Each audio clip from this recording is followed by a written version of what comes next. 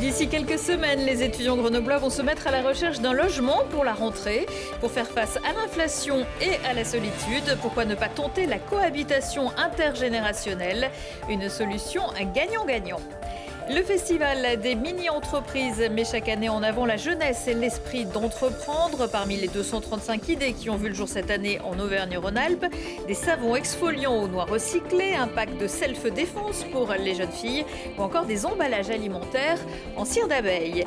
Sorte de mini-musée des arts et métiers, le musée Arémon de la fixation et de l'innovation vous invite ce week-end à découvrir ce qui a fait la renommée de cette entreprise grenobloise. Du bouton pression à la fin du 19e siècle aux pièces pour les constructeurs automobiles ou les technologies de la santé aujourd'hui. Bonsoir à tous, bienvenue dans ce JT du vendredi 17 mai 2024, du lundi au vendredi à partir de 18h, l'essentiel de l'actualité du Grand Grenoble. Lutter contre la solitude, se loger à bas prix et au final mixer les générations pour créer une solidarité entre les jeunes et les vieux. C'est la mission de Digi, domicile intergénération isérois. Depuis près de 20 ans, Camille Avon est allée à la rencontre d'un binôme. Ensemble sous le même toit avec deux générations qui les séparent. Depuis 8 mois, Lola, jeune étudiante boursière, et André, retraité, vivent ensemble. En septembre, Lola s'est rapprochée de l'association Domicile Intergénération Isérois qui met en lien des seniors et des jeunes pour habiter ensemble à moindre prix à Grenoble. Une cohabitation placée sous le signe de l'entraide et de l'échange, même si les débuts étaient un peu compliqués. Moi, je te trouvais, Lola, assez tendue, assez inquiète, et je ne savais pas si tu étais inquiète pour tes études ou bien si c'était le contact avec moi. Et puis petit à petit, on a mieux fait connaissance et on a eu des échanges plus sympathiques et plus faciles. Ça s'est amélioré. Au début, c'était compliqué. C'était un peu gênant, mais après, ça s'est bien passé. Donc maintenant, on s'aime bien. Je l'aimais bien aussi au début. Jeux de société ou encore discussion, les deux colocataires se sont liés d'une véritable amitié. En France, environ 1,5 million de personnes âgées de 75 ans se sentent seules. Un dispositif qui lutte contre cette solitude et qui permet, pour certaines personnes, de se sentir plus en sécurité. Des seniors qui nous disent « depuis que j'ai quelqu'un, je redors la nuit, je remange, je m'habille le matin à une heure fixe ». Donc ça apporte vraiment pour les seniors. Et puis pour les jeunes, c'est aussi, on parle souvent de l'isolement des seniors, mais finalement il y a aussi un isolement chez les jeunes. Avant l'emménagement, l'association reçoit les futurs colocataires individuellement pour connaître leurs attentes et leurs besoins. Pour le loyer, deux dispositifs existent. Un solidaire à 60 € et un convivial à 150 € par mois. Il est déterminé selon les temps de présence que peuvent consacrer les jeunes aux seniors. Je vais voir le matin si elle est réveillée, si elle va bien. Et le soir, on discute un peu. Et le mercredi, on mange ensemble. Et on regarde ses photos à la télé, je lis ses mails, je lis les messages qu'elle reçoit.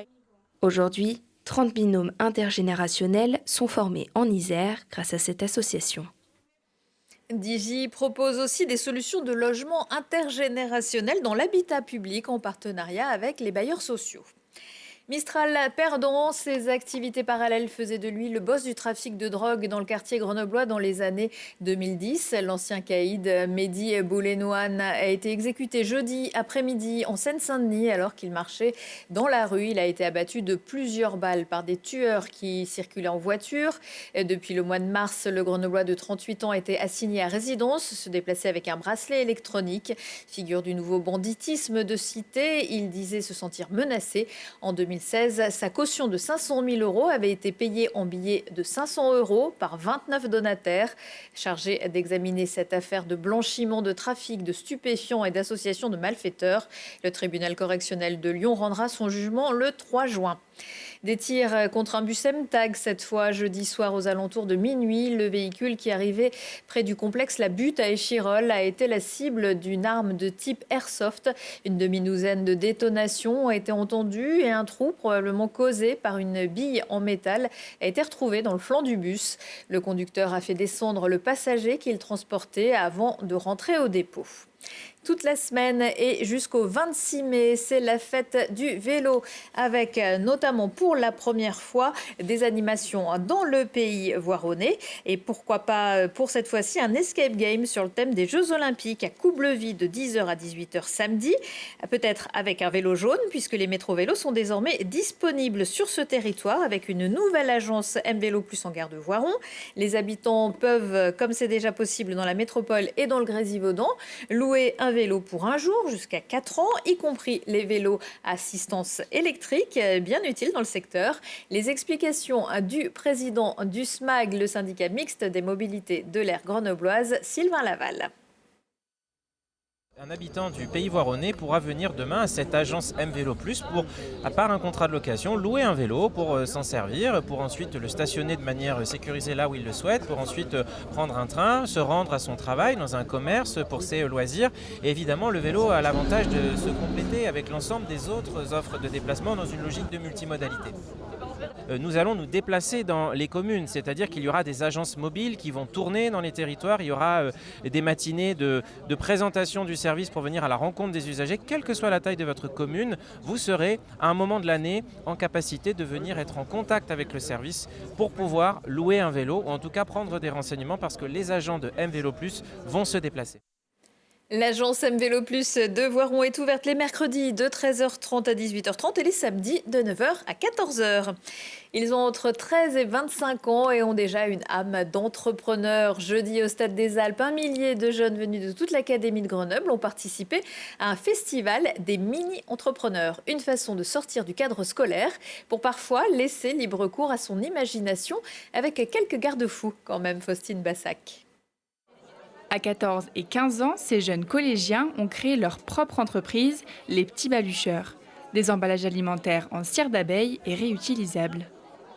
On vend des bivraps, du coup c'est des tissus imperméabilisés à la cire d'abeille qui permettent d'emballer des sandwichs. Mais on vend également des supports de bivraps qui nous permettent de parfaitement les maintenir. On va avoir cette taille-là pour les sandwichs plutôt en forme de baguette parce qu'on trouvait que simplement la cire d'abeille avec du tissu ça suffisait pas. Il fallait quelque chose de plus pour que ce soit bien refermé. Une belle manière de mettre en lumière un an de travail. Aujourd'hui, on a remarqué que tout le monde était vraiment très dynamique, tout le monde était très fier de ce qu'ils avaient fait et on est vraiment très heureux de notre équipe. Au Festival des mini-entreprises, chacun devait convaincre un jury de professionnels. Une opération plutôt réussie puisque les Petits Balucheurs se sont vus décerner le prix entrepreneur. Ce qui a fait la différence, c'est le fait justement de leur présentation.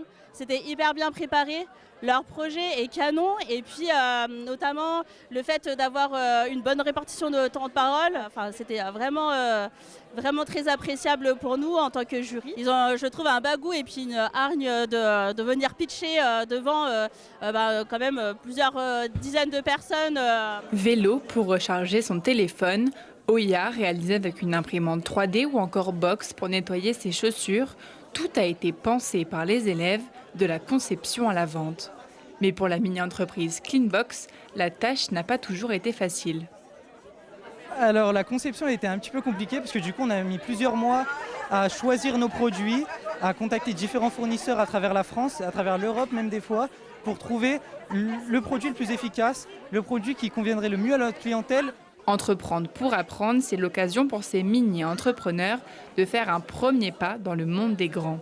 Les mini-entreprises, c'est ça, c'est leur faire découvrir le monde de l'entreprise, de leur faire découvrir les métiers, ce qui existe vraiment en dehors des établissements scolaires, et leur faire prendre conscience de leur potentiel et de leurs talents. Et grâce à la mini-entreprise, ils peuvent expérimenter, apprendre en faisant et devenir acteurs et auteurs de leur avenir personnel et professionnel.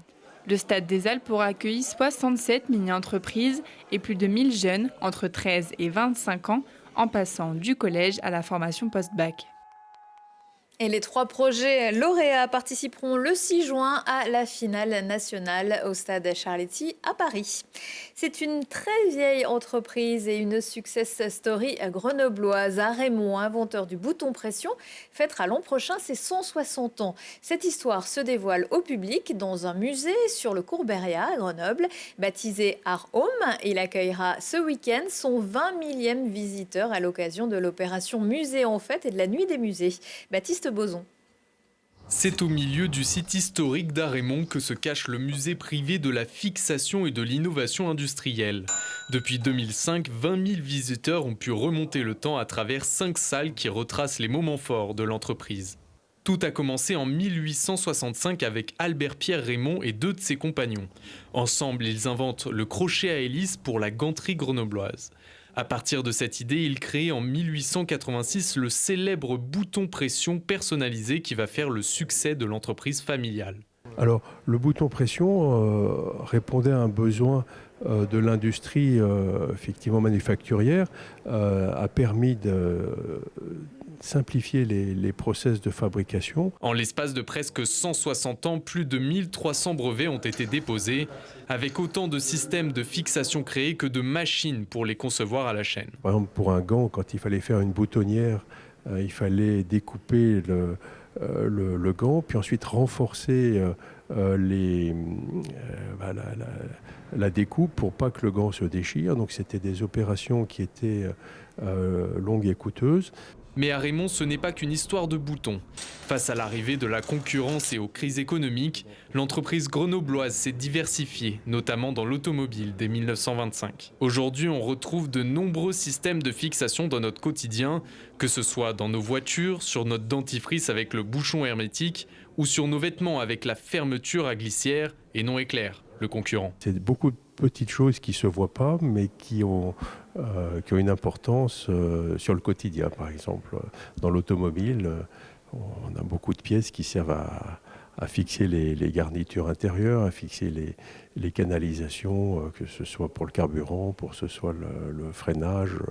Le musée va bientôt déménager de quelques mètres dans la maison historique du fondateur Albert-Pierre Raymond pour accueillir toujours plus d'innovations. Ouverture prévue en 2027. En plus des visites samedi et dimanche toute la journée, le musée Art Home est ouvert les 1er et 3e mercredis du mois. La culture espagnole sera à l'honneur mardi à l'espace vie étudiante sur le campus La Ley del Universo.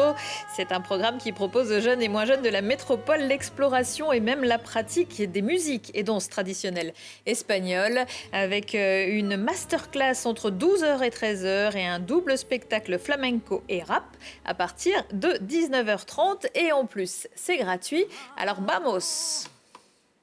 Aujourd'hui, avec Lucille Dailly, si on parlait, mais les petits plats dans les grandes histoires, comme celle du chef doublement étoilé Christophe Haribert, qui vient de recevoir une nouvelle médaille de l'Ordre national du mérite, une étoile brodée sur son maillot. Antonin Berruyer, champion du monde junior du rugby, transforme la malchance en bonne étoile avec le FCG. Et puis les étoiles du VTT de descente sont attendues le 25 mai à la Bastille. Aurélien Fontenoy, ancien champion du monde de trial, nous présente le menu de la DH urbaine de Grenoble.